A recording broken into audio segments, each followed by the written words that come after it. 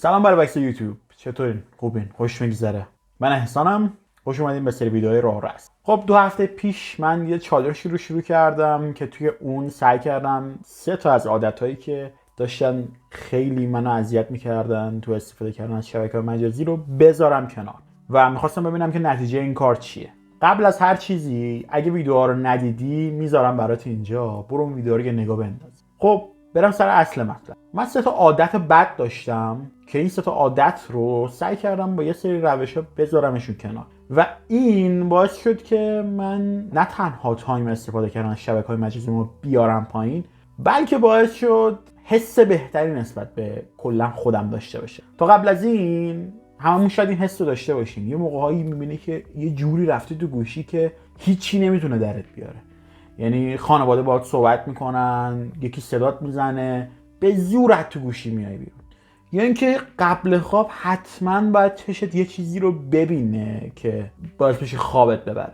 یا عادت دیگه‌ای که داشتم، عادت بردن گوشی به توالت که عادت کثیفی بود، اونم سعی کردم بذارم کنار. خب عادت اول من استفاده کردن از گوشی قبل خواب توی رخت خواب. این خیلی عادت جذابیه، نه تنها برای خودمون بلکه برای مغزمون. یعنی تو داری لذت میبری و ریلکس هم هستی اون موقع. هیچ چیزی ساده تر از این نیست که تو خیلی راحت روی تخت خوابت بخوابی و دوپامین راش هی اتفاق بیفته، هی دوپامینت بره بالا، هی دوپامینت بره بالا. خب مغزت عشق میکنه با یه همچین چیزی و گذاشتن این عادت کنار خیلی سخته. من چیکار کردم؟ بردن گوشی تو رخت خواب برای خودم ممنوع کردم. یعنی گفتم اصلا مهم نیست که چه اتفاقی میفته، هیچ وقت نباید گوشیمو ببرم تو رخت خواب.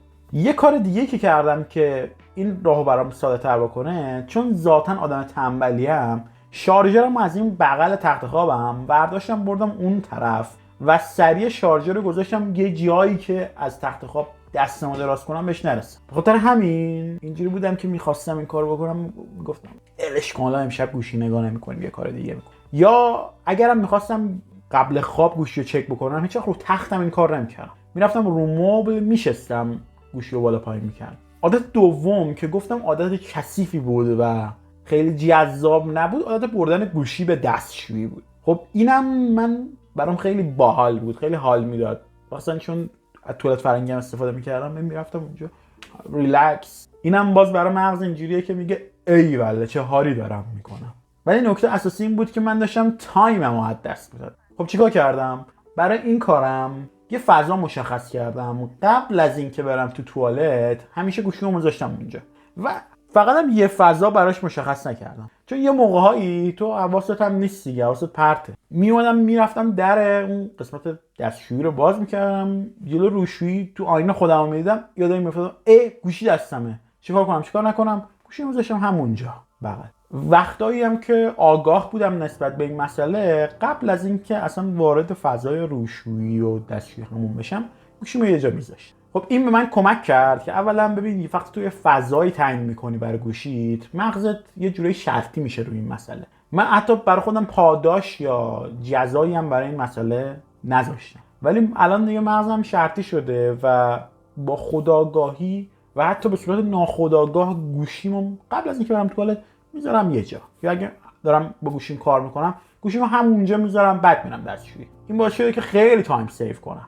خب عادت سوم، اسکرول نکردن. اینو حتما هممون داریم که شما گوشی رو ور میداری میری تو اینستا، یه پست باحال، اینستا دقیقاً تو رو میشناسه دیگه، میدونه چی دوست داری چی دوست نداری، دقیقاً همونی که دوست داری میاره جلوش. میرفتم اینم باحال بود، اینم باحال بود، اینم باحال بود، یا به خودت میای میبینی نیم ساعت تو گوشی. خب من برای این عادتم یه تنبیه گذاشتم. اگه ویدیوها رو دیده باشین میفهمین که من توی ویدیو دوم ترک اعتیاد به شبکه‌های مجازی تنبیهی که برای این مسئله تعیین کرده بودم یه کش پول بود. کش پول می‌بستم به دستم هر روز و هر موقع دیدم که دارم اسکرول میکنم یه دونه میکشونم. خب ولی بعد 4-5 روز احساس کردم که بدنم داره به این عادت میکنه. اینجوری بودم که چرا اینجوری شد؟ مگه قرار نبود طبق مقالات جواب بده؟ ولی مثلا اینکه اینجوری نیست دنیا. خب کشو گذاشتم کنار و به جای اون شنا رو وارد بازی کردم. خب این خیلی خوب بود. اولا که بعد بهتون بگم که شنا اگه میرین به عنوان تنبیه باید تا حد توانتون باشه. یعنی اگر مثلا تو میتونی 5 تا شنا بری بدون اینکه اذیت بشی، خب مثلا 6 تا بزن که اذیت بشی. قصد ما از این داستان اذیت شدنه، که اذیت بشیم و ذهنمون یه جورایی اون اذیت شدنه رو به اسکرول کردنه ربط بده و مجبور بشه بذاریم این داستان کنار. خب این مسئله 2 تا سود داره. اول اینکه گوشو میذاری کنار، اسکرول کردن رو از دست میدی، و نکته دوم اینه که بدنت بهتر میشه. یعنی من از همون روز اولی که شروع کردم، اوایل مثلا چه میدونم با 10 تا 11 تا شنا خسته میشدم. تو یه هفته این اتفاق افتاده.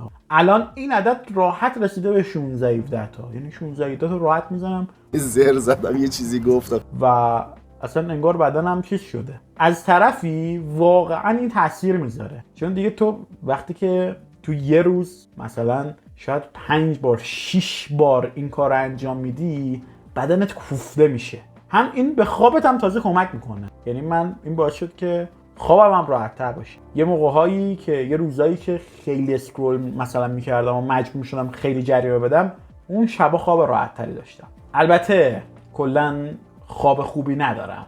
آره خلاصه اینجوریا بود. من تو 2 هفته تونستم اون تایمر رو، حتی از اون تایمی که خودم داشتم که 2-3 ساعت در روز بود میانگین، الان دیگه رسوندمش به 1 ساعت، زیر 1 ساعت استفاده از شبکه‌های مجازی. و واقعا کم پیش میاد که این حس رو نسبت به خودم داشته باشم که افتخار بکنم به خودم. یعنی خیلی کارا تو زندگیم کردم که خیلی‌ها بهم میگفتن واه دمت گرم، باریکلا، ولی چون آدمی بودم که اهمال کاری میکردم، آدمی بودم که خیلی اوقات به عادت هام توجه نمیکردم، این کارو که کردم واقعا حس افتخار دارم نسبت به. شما مگه حس میکنین یه چیزی تو زندگیتون کمه، یه حس افتخار نیاز دارین نسبت به خودتون، همین امروز شروعش کنین. من براتون ویدیو گذاشتم توی یه پلیلیستی که توی این کانال تعیین شده. فعلا هم ویدیوهای دیگه توی زمینه‌های مختلف نیست. ویدیو رو از اول ببینین، بهتون قول میدم خیلی بهتون کمک میکنه. یعنی اون اول که خودم استارت می‌زدم اینجوری بودم که نه بابا این چیه، این چه ایده ایه. چند روزم بود که واقعا امیدم و نسبت به این مسئله کلا از دست دادم. یه موقعی روز تو نیست، یه موقعی حالت بده روز تو نیست. تو باید اینو بفهمی. یه موقعهایی تو نمیتونی اونجوری که باید عادتاتو مینتین بکنی. اون روز تو نیست. تو باید اینو بفهمی و فردا صبحش که بلند میشی یا دفعه بعدش که تو اون شرایط قرار میگیری، سعی بکنی که از اون چرخه خارج بشی. سعی کنی که اون عادت بده رو بشکنی. و بعد از اینکه این کار رو انجام میدین، بهتون قول میدم یه حس قدرتی توی خودتون میبینین که من تونستم نسبت به یه اعتیادی که داشت زندگیمو نابود میکرد، نسبت به اون تونستم موفق بشم. همین.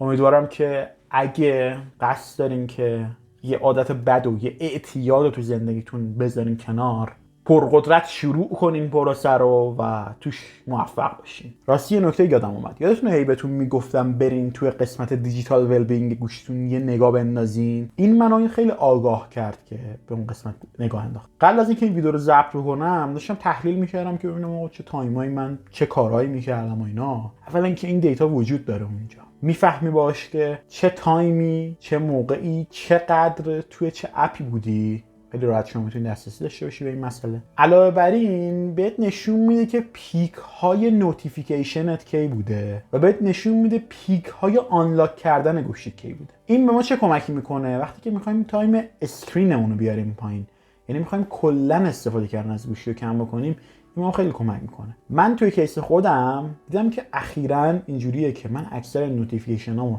بین ساعت 12 شب تا 2 شب دریافت میکنم و عصر حوالی ساعت 6 غروب، و اکثر آنلاک های گوشی من مربوط به همینا بوده. یعنی یکی از تریگرهای مهمی که خودم پشت گوش می‌دونم نه حالا فلان نوتیفیکیشن که نه، نوتیفیکیشن که تو زندگی من تاثیر نمیذاره، من آدم قوی هستم. یکی از مهمترین تریگرها دقیقاً همون نوتیفیکیشن ها بود و من وقتی گوشی می‌دیدم اینو فهمیدم و این به من کمک میکنه که اگه میخوام خدا جدی این پت ما باز دوباره اومد خونه. دروغ نگی. ما کجا میاریم بعد؟ بابا برو بیرون، برو بیرون. ما کجا تماشاگر؟ وای کجا میاریم بعد؟ نه هنوز به اون ویدیو نرسیدیم. نه استراب نیستم. آره آپدیت آخر جدی برو دیگه لوس شد، برو بیرون. برو دیگه. تو فکر اما اینو لابد فکر کردی من میذارم تو ویدیو. فقط یه قسمت خواهی بود که کات میشی عزیزم. خب بچه‌ها اگه دوست دارین خواهر آزاردهندم توی ویدیوهای بعدی باشه تو کامنت ها واسم بنویس. خودم اول نفر میام تو کامنتات می‌نویسم. ایناست که بعده. خب نکته دومی که میخواستم بهتون بگم، یه گفتم یه سری عادت‌ها رو میتونین جایگزین بکنین. من توی هفته گذشته داشتم با خودم نگاه میکردم و حساب میکردم ببینم چقدر کتاب خوندم. چون کتاب خوندن شاید چیزی باشه که خیلی اون چالش داریم. من آدمی هستم که به عنوان خرخون کاتگورایز میشدم وقتی که بچه بودم. حالا دانشگاه خوره کمتر چون دیگه اکثرا میدیدن که من چجوریه زندگی. ولی کتابخون اصلا محسوب نمیشدم. همین جایگزینی کتاب به عنوان یه جایگزین برای گوشی باعث شد که من هفته پیش چیزی حدود 1200 صفحه کتاب خوندم و به نظرم برای یه نفر که کتاب 1200 میشه دیگه کمتر 1100 1200 به عنوان یه نفر که کتاب خون نیست فکر کنم رقم خوبی باشه. ترک شبکه‌های مجازی هیچی نشده به من این قابلیتم داد. ولی یه نکته دیگه داخل پرانتز بگم برای کسی که مثلا میگه اوه 2 هفته من این کار بکنم دیگه تمومه. ولی نه، من هنوزم که هنوزه حس میکنم که اگه شل بگیرم باز دوباره میافتم تو همون دور. پس شما مگه استارت زدین هیچ وقت به عقب نگاه نکنید. هیچ وقت. شاد و شنگول باشین. بای بای بوس بوس.